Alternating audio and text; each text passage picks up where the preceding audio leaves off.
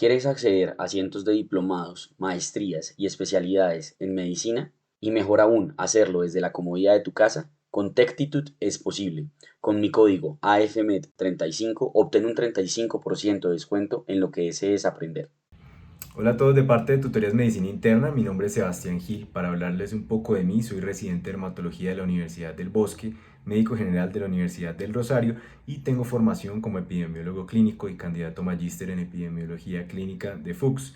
Adicionalmente tengo experiencia como investigador dentro de Colciencias y el Centro Dermatológico Federico Lleras en las áreas de dermatología general y dermatología oncológica. Voy a estarlos acompañando dentro de las tutorías de las áreas de dermatología y de epidemiología. Sintonices entonces con el canal para más contenido. Hola a todos, un saludo muy grande de parte de Tutorías Medicina Interna. El día de hoy, dentro de la temática de dermatología, vamos a abordar la hiperhidrosis. Yo soy Sebastián Gil Quiñones, soy residente de dermatología de Colombia. Entonces empezamos hablando un poco de las generalidades de esta enfermedad, para lo cual su definición es la producción de sudor que excede las necesidades termorreguladoras. Es una enfermedad que genera un importante disconfort e impacto en la calidad de vida de los pacientes que sufren de ella. Importante tener en cuenta la función de la sudoración. Básicamente, la transpiración permite la regulación de la temperatura corporal a partir de la evaporación del sudor en la superficie de la piel. Hay que tener en cuenta en cuanto a la epidemiología que hay una prevalencia estimada de un 0.6 a un 1% en la población general. Sin embargo, se considera que hay un subreporte, puesto que no hay estudios desde el punto de vista epidemiológico que puedan corroborar esta información de una manera muy clara. La proporción de pacientes con hiperhidrosis primaria es del 93%, ya vamos a hablar un poco mejor más adelante de este concepto, y el inicio de la enfermedad se encuentra entre los 14 a los 25 años de edad. Esto coincide justamente con los picos hormonales en la vida del ser humano, que en este caso van a activar las glándulas sudoríparas. La media edad de inicio es a los 24 años, o sea, como se puede ver, puede iniciar incluso un poco más tardía, y la media edad de pacientes afectados son pacientes de 40 años. Es decir, esto no indica que la mayoría de pacientes se van a encontrar en edades tempranas. Incluso muchos pacientes pueden estar afectados, incluso ya se encuentran en la mediana edad. Entonces, en cuanto a la localización, se puede localizar en axilas, palmas, plantas y áreas craneofaciales. Sin embargo, pues cualquier zona del cuerpo que posea una glándula sudorípara, pues consecuentemente puede presentar hiperhidrosis.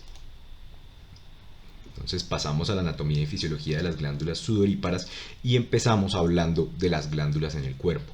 Entonces hay que tener en cuenta que existen dos tipos de glándulas en el cuerpo. Están las glándulas endocrinas y están las glándulas exocrinas. Las glándulas endocrinas básicamente liberan su contenido al torrente sanguíneo y su diana se encuentra a distancia, a diferencia de las glándulas exocrinas que liberan su contenido hacia el exterior del cuerpo vía conductos, por ejemplo las glándulas sebáceas o las glándulas sudoríparas, dentro de las cuales encontramos las glándulas ecrinas, apocrinas y apoecrinas, que son básicamente una glándula que funcionalmente es muy parecida a las glándulas ecrinas y a las glándulas apocrinas al mismo tiempo. Entonces, como podemos observar en esta imagen, esta es una glándula exocrina donde la unidad funcional libera su contenido a través de un conducto, y estas secreciones químicas o secreciones de cualquier contenido del que estemos hablando va a llegar a la superficie corporal, en este caso hablando de una glándula sudorípara. Si hablamos de una glándula endocrina, pues probablemente su contenido va a ser liberado a capilares sanguíneos. Usualmente estas son glándulas que están muy bien vascularizadas y la hormona o el contenido que sea liberado va a llegar hasta su diana a partir de la sangre. Entonces empezamos hablando de las glándulas sudoríparas ecrinas. Es importante tener en cuenta que tienen dos componentes, un componente secretor y un componente excretor. Acá podemos evidenciar la glándula. Este es el componente secretor. Digamos que aquí en esta porción se van a encontrar las células que están activas produciendo el contenido que va a ser liberado, y está el componente excretor, que se encuentra ya digamos que con su drenaje en la superficie de la piel.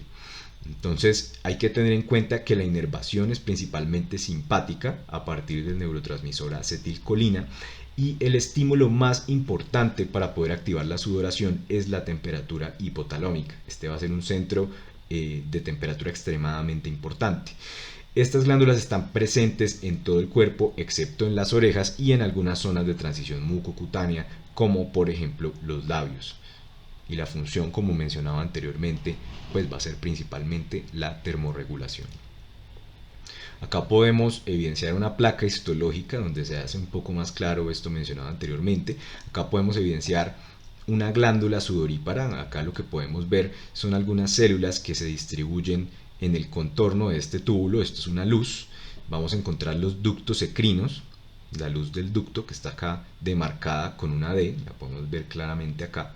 Vemos un componente secretor, que son estas células que están activas liberando su contenido hacia este ducto, y encontramos las células mioepiteliales, que lo que van a hacer es apretar a estas células que están generando el componente secretor para que eyecten su contenido en los ductos ecrinos. Entonces algo que podemos observar acá es cómo estos ductos desembocan en la superficie de la piel, en zonas sacrales, como lo que conocemos como acrosiringios. Los acrosiringios son estos puntos de drenaje o estas aperturas de las glándulas sudoríparas que son claramente observables con un dermatoscopio en la superficie de la piel acral. Entonces acá podemos observar cómo desembocan estos ductos en una piel que es altamente queratinizada. Y acá podemos ver un ducto pues ya localizado a nivel de la epidermis. Entonces, en cuanto a la función, hay dos tipos de células que son muy importantes. Están las células claras y las células oscuras. Las células claras van a ser las principales secretoras. Estas se van a disponer en la periferia de la luz, como podemos observar acá en esta micrografía electrónica. Son células que están altamente cargadas de glucógeno y van a secretar agua y electrolitos. Digamos que este glucógeno pues va a permitir que estas células tengan una mayor carga de agua.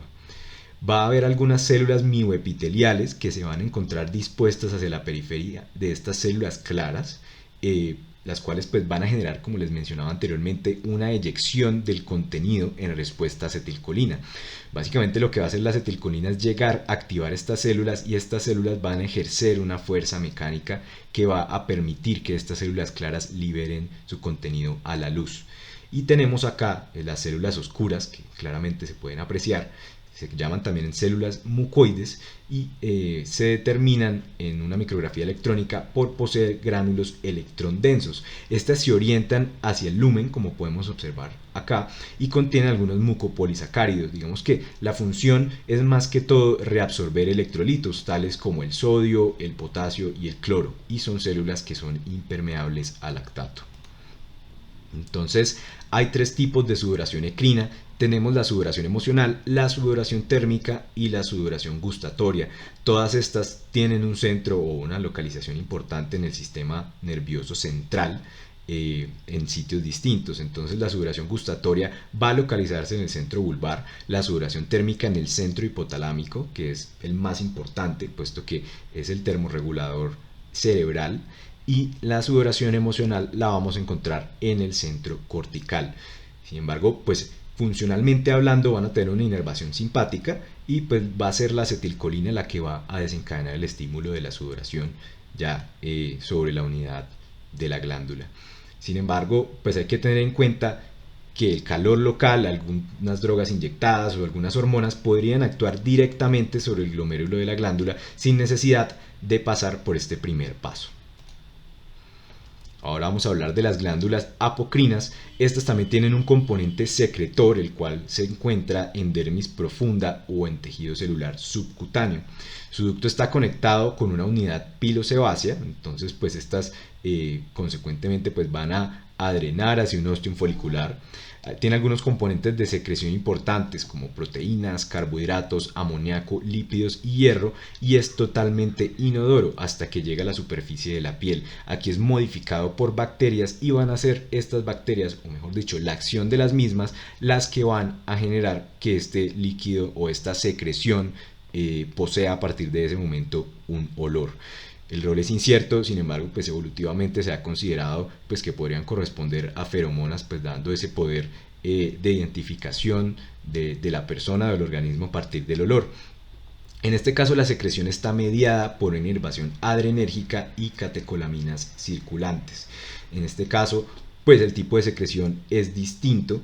Digamos que se caracterizan las células apocrinas por liberar su porción que se encuentra hacia la luz, su porción citoplasmática que se encuentra hacia la luz, con el contenido que va a ejercer su función en este caso pues a la superficie de la piel. Entonces esta parte apical se va a desprender y pues va a salir por el túbulo hasta la superficie. En cuanto a la anatomía de esta glándula, tiene también una porción excretora y una porción secretora. Esta es la porción excretora, donde podemos ver que el contenido desencadena en la porción baja del ostium folicular, el cual podemos observar acá. Es decir, esta glándula llega hacia una unidad pilosebácea, a diferencia de la glándula sudorípara ecrina, que desencadena directamente en la piel. Y vemos que su porción excretora es un poco más rectilínea, casi que localizada a 90 grados. La porción secretora de la glándula sudorípara apocrina es mucho más grande. Vean el tamaño de este glomérulo comparado con el glomérulo de esta. Se localiza en dermis o hipodermis y su secreción es apical por decapitación, como ya mencionábamos, por desprendimiento de la porción más apical de la célula. Entonces aquí podemos observar eso de forma muy clara. Con la letra B están marcados los citoplasmas apicales de la célula apocrina. Acá podemos ver cómo va desprendiéndose de este contenido y se va liberando hacia la luz de la glándula. Entonces con DA está marcado el ducto apocrino, que es lo que podemos observar aquí en esta imagen en la parte de arriba, y acá pues es donde podemos observar algo del contenido liberado por estas celulitas. Con la letra S está marcada la glándula apocrina secretora, pues acá digamos que estas son las células que van a estar funcionalmente activas produciendo el contenido de la glándula, y con MY las células mioepiteliales, que ya hablamos anteriormente, que tienen una acción muy importante ejerciendo estas fuerzas mecánicas que van a permitir la liberación del contenido. En cuanto a la función, la secreción apocrina comienza en la pubertad y cesa en la vejez, puesto que tiene un componente hormonal muy importante. Su secreción está caracterizada por ser continua, episódica, puede ser por estrés emocional y también por estímulo adrenérgico. Entonces acá podemos observar, este es el túbulo secretor y cómo esta secreción se va a dar por decapitación de la parte más apical de la célula. Entonces este contenido se puede desecar sobre la superficie de la piel, o bueno, no se puede, se va a desecar sobre la superficie de la piel y va a ser descompuesto por bacterias locales, lo cual en muchos pacientes puede generar lo que se conoce como bromidrosis, que es el mal olor corporal. Acá en cuanto a las glándulas apoecrinas, digamos que no se conoce muy bien la función de estas glándulas, pero se conoce que existen. Su desarrollo se da desde la adolescencia, su función es principalmente la termorregulación y se relaciona con procesos de hiperhidrosis axilar. Esta glándula tiene características de las dos glándulas que mencionamos previamente, tanto de glándula ecrina como de glándula apocrina, y lo que podemos observar es que esta desencadena también hacia un ostium folicular y tiene un componente secretor importante de un gran tamaño. Se localiza principalmente en axilas y tiene, pues como les mencionaba, componentes mixtos, tanto ecrinos como apocrinos. Su inervación va a ser tanto simpática como colinérgica. Entonces ahora hablamos de los mecanismos fisiopatológicos de la hiperhidrosis. Nos vamos a enfocar en este caso en la hiperhidrosis primaria, donde lo que va a suceder es que las glándulas sudoríparas no van a estar alteradas, todas van a encontrarse en un tamaño y en un número completamente normal. Va a haber más glándulas ecrinas activas que inactivas. Esto es lo que va a suceder, van a ser glándulas completamente normales, sin embargo va a haber muchas más de ellas que se encuentran activas. Esto va a suceder por actividad neurogénica excesiva o por disfunción autonómica, porque como ya sabemos, pues lo que va a suceder es que va a haber una activación aberrante o anómala de este sistema de acetilcolina. Entonces hay que tener en cuenta que las fibras colinérgicas controlan tanto el sudor emocional como el sudor termorregulatorio. Los lugares importantes en el cerebro van a ser el hipotálamo y el sistema límbico, y lo que va a suceder a este nivel va a ser hiperexcitabilidad neurogénica de circuitos reflejos, y esto consecuentemente va a hiperestimular las glándulas sudoríparas. Entonces este estímulo va a bajar desde el ganglio de la raíz dorsal. Acá pues va a tener, digamos que su primera integración en el ganglio simpático, y va a llegar posteriormente el estímulo hacia una glándula sudorípara, pues que posteriormente va a liberar su contenido. Entonces acá se ve un poco más clara la imagen mostrada anteriormente, donde vemos pues aquí el influjo nervioso que empieza aquí en el hipotálamo, llega hasta el ganglio de la raíz dorsal, tiene su primer integración en el ganglio simpático, pues en este caso paravertebral, y acá llega a partir de una célula, una neurona simpática clase C postgangliónica hacia la glándula sudorípara. Bueno, continuamos con el diagnóstico y clasificación de la hiperhidrosis. Entonces, los criterios diagnósticos son los siguientes. Es una sudoración excesiva de más de 6 meses de evolución sin una causa aparente, es decir, mi paciente, yo le examiné todas las posibles enfermedades que puedan causar sudor y definitivamente estoy seguro de que no las tiene. Debe cumplir al menos 2 de los siguientes criterios. Entonces, entre ellos se encuentra una sudoración bilateral y relativamente simétrica, una frecuencia de al menos una vez a la semana, una edad de inicio antes de los 25 años y una interrupción de la sudoración por la noche. También importante indagar por el antecedente familiar. Entonces, nos vamos a encontrar en el contexto de un paciente que lleva más de 6 meses sudando y va a presentar al menos 2 de estos criterios. En cuanto a la clasificación de esta enfermedad, podemos determinar 2 formas, por así decirlo, de diferenciar el origen de la sudoración. Esta puede ser según su distribución, puede ser focal o puede ser sistémica, o en este caso podemos identificar el origen según las causas. Entonces tenemos la hiperhidrosis primaria, que usualmente se caracteriza por ser focal, bilateral y simétrica. Está generada por una desregulación autonómica, que fue lo que mencionamos anteriormente, y encontramos también la hiperhidrosis secundaria, que está asociada, como su nombre lo dice, a otra condición. En este caso se caracteriza por ser asimétrica, unilateral o generalizada. La primaria entonces la podemos encontrar en axilas, en palmas y plantas o en región craneofacial, y como mencionamos al inicio de la charla, comprende la mayoría de casos. Entonces, como podemos observar, todas se relacionan con la niñez o la pubertad, está muy asociada al estrés mental y también por la temperatura aumentada. En este caso, pues esto puede estar dado por cambios hormonales, o digamos otro tipo de eventos estresores. Es simétrica y en el caso de la craneofacial se encuentra más presente en hombres que en mujeres. Entonces acá vemos de nuevo un algoritmo de clasificación donde es un poco más claro lo que mencionaba anteriormente. Encontramos entonces la hiperhidrosis localizada y la generalizada, teniendo en cuenta que la localizada es usualmente una hiperhidrosis primaria. Sin embargo, pues puede no ser en este caso, como podemos observar, en una que es unilateral, aislada, pues podría corresponder a un tumor cerebral o un compromiso medular. Digamos que ya la localizada, si es más simétrica, pues puede corresponder a una hiperhidrosis primaria. La generalizada sí usualmente comprende o corresponde a una hiperhidrosis secundaria, y pues es muy poco frecuente que haya una hiperhidrosis primaria generalizada. Sin embargo, pues puede suceder, y en este caso la clasifican como una hiperhidrosis primaria muy antigua, de carácter idiopático. También la generalizada puede estar dada por fármacos, por elementos neurológicos, endocrinos, neoplásicos, etc. Como podemos ver, entonces hay varias causas secundarias de hiperhidrosis, las cuales podemos observar en esta tabla y las podemos clasificar de la siguiente manera. Puede estar dada por medicamentos, como por ejemplo antidepresivos, antibióticos, antivirales, agentes hipoglicemiantes, triptanes utilizados en el contexto de migrañas, entre otros. Tenemos también hiperhidrosis de origen cortical, pues ya digamos que en el contexto de estrés emocional.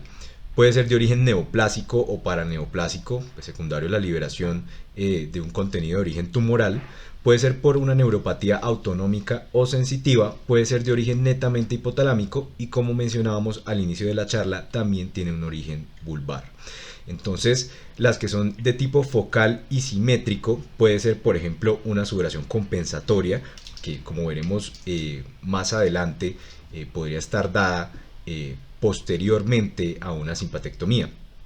Tenemos también una hiperhidrosis secundaria, que puede ser focal asimétrica, que ya puede estar dada, por ejemplo, por una lesión neurológica focal, por algún tumor, un neuroendocrino o el síndrome de Frey.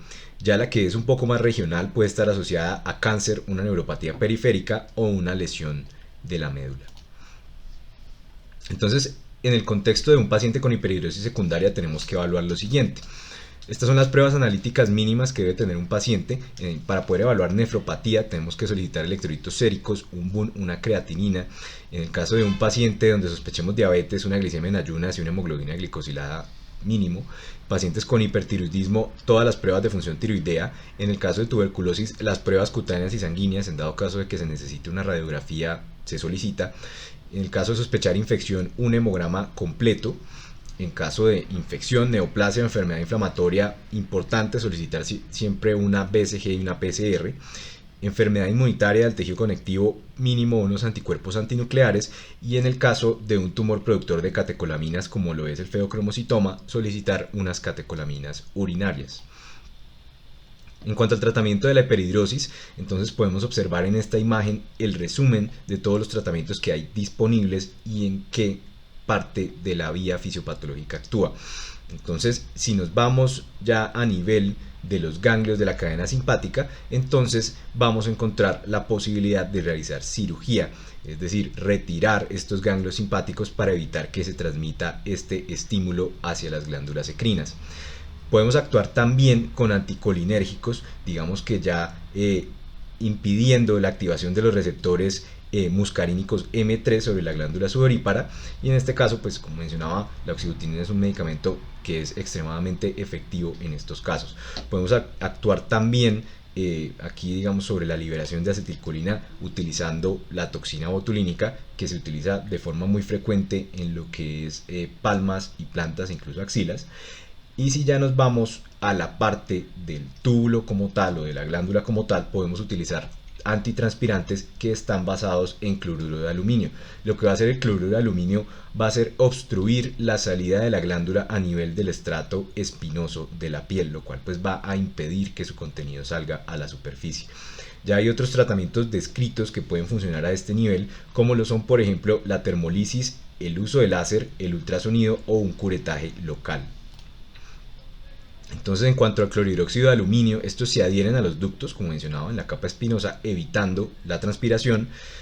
La concentración que se tiene que utilizar, digamos que es muy variable, está muy debatido en la literatura. Sin embargo, en casos leves se recomienda utilizarlo al 20% y en casos severos al 50%.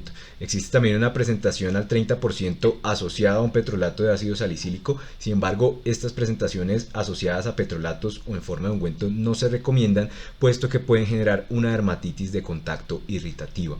Tenemos también la toxina botulínica tipo A, importante pues tener en cuenta que lo que hace es inhibir la liberación de acetilcolina de las membranas de los nervios colinérgicos a este nivel, y por ende pues si no hay estímulo de acetilcolina no hay producción de sudor porque la célula mioepitelial no se va a contraer. Está descrito el uso de toxina botulínica de la marca Botox, unas 50 a 100 unidades por unidad anatómica, o Dysport de 100 a 200 unidades. Entonces esto servirá para una mano, un pie o una axila. En la cara podemos utilizar hasta 100 unidades, que desde el punto de vista económico pues podría llegar a ser un poco costoso. Importante tener en cuenta que si vamos a aplicar esto en palmas o plantas, pues muy probablemente nuestro paciente va a sufrir de dolor y debilidad muscular. La anhidrosis en estas zonas anatómicas suele durar entre 4 a 6 meses y de manera importante reduce la ansiedad del paciente.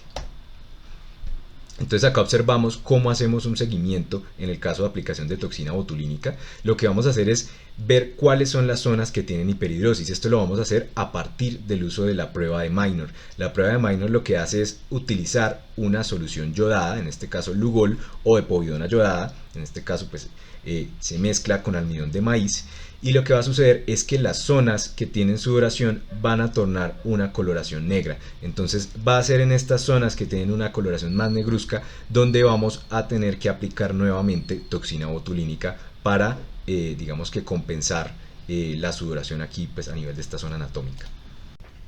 En cuanto a la técnica de aplicación de toxina botulínica en la región palmoplantar, tenemos que delimitar el área.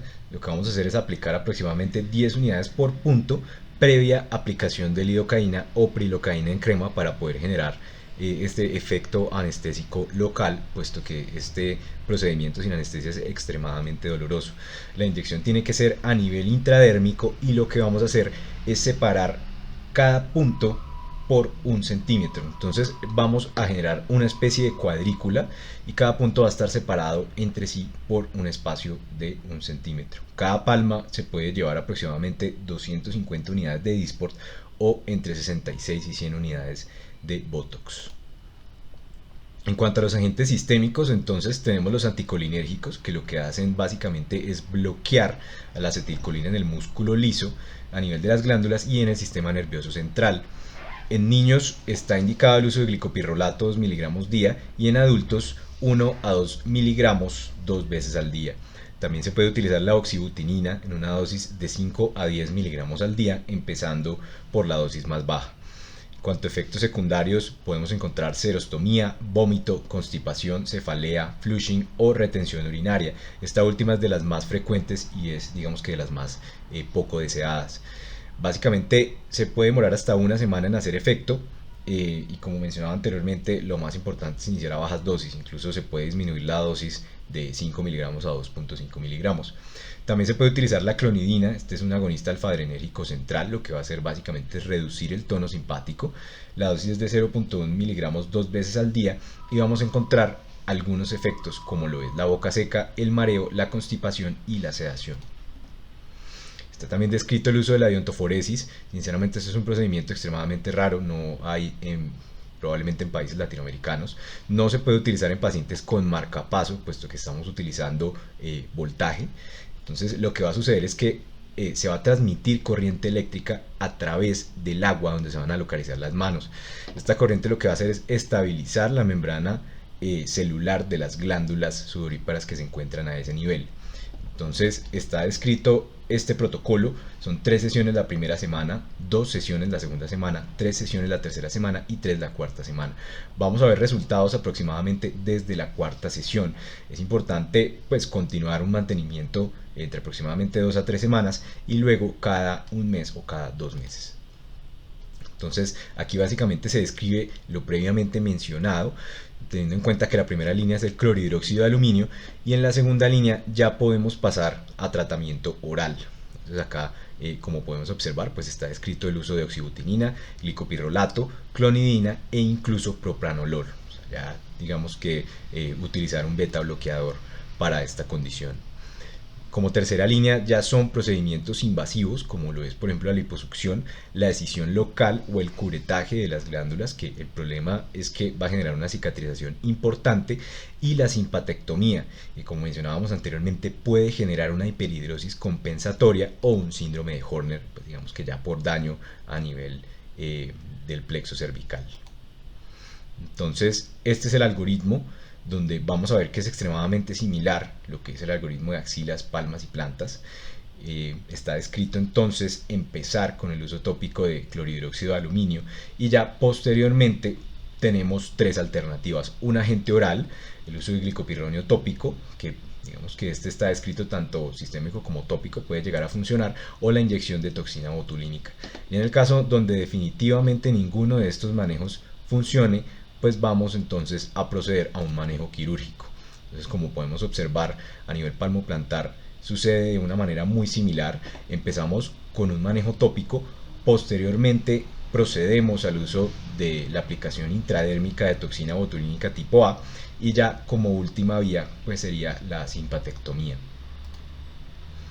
En el caso de compromiso en otras áreas, como lo es por ejemplo la hiperhidrosis primaria craneofacial, podemos empezar de una vez con un anticolinérgico oral o el uso tópico de clorhidróxido de aluminio. Acá es importante pues tener en cuenta que esta piel es extremadamente sensible, y ya posteriormente podemos pasar a la otra parte del algoritmo, que consiste básicamente en lo mismo mencionado anteriormente, que puede ser el uso de toxina botulínica, en este caso pues aplicación en la región de la frente, y ya más adelante pues un abordaje quirúrgico.